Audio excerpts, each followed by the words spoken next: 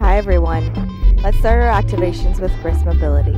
Roll your wrists in one direction for 20 seconds, and then switch directions for 20 more seconds. Then move on to shaking your wrists. Shake horizontally for 20 seconds, and then vertically for 20 more seconds. Finish off the wrist mobility with a wrist release position, touching the top of your hands together and releasing your elbows towards the ground. Now let's do squats. Move slowly and go as deep as you can in the squats. Make sure your knees and ankles are hip-width distance apart. Make sure to go as deep as you can and move slowly. Perform 10 of those. Now let's move on to hip flexibility. Put your legs, your feet as far as you can from each other, keeping your front knee above your ankle and making sure you feel the stretch in your back hip.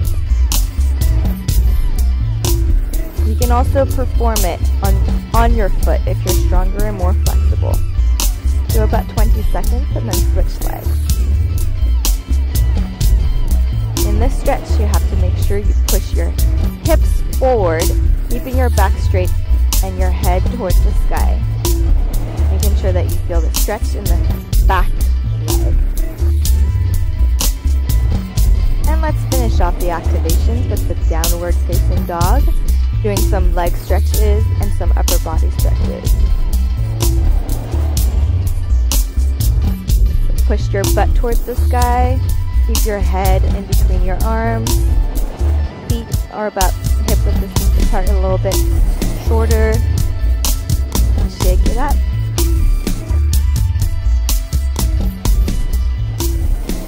Move on to our form. Here I'll explain the forms that will be in the flow. The first one is the loaded beast. So your shoulders are a little bit behind your wrists in the front, and then you bring your butt towards your heels, keeping your knees off the ground, about an inch off the ground. That's called a loaded beast position. You can achieve that loaded beast from a standard beast position. Bring your feet backwards, like this. Now let's move on to beast reach. You start in your beast load and you bring your knee on the same arm, same side, a little bit lower than your elbow, making sure you keep your leg, your moving leg, off the ground. Next we have our step through, where you switch your hand for your foot, and then you pull your arm on the same side, elbow towards the sky. Make sure you keep your gaze forward or towards the ground here. Here's our form, and we're ready to flow.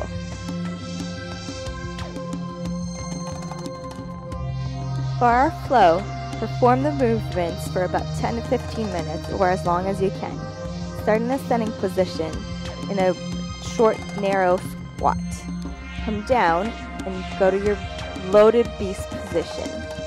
Now perform load beast reach 3 times on each side.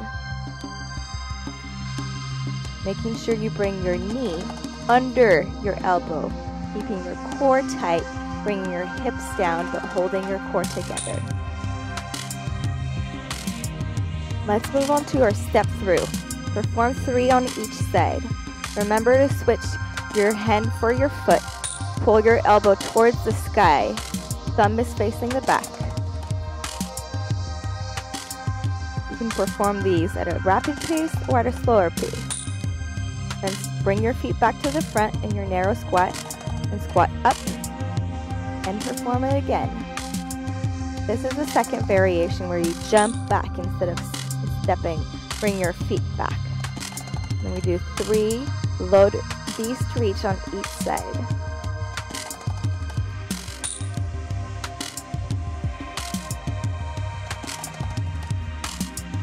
then 3 step through on each side. Remember to do these at the desired speed.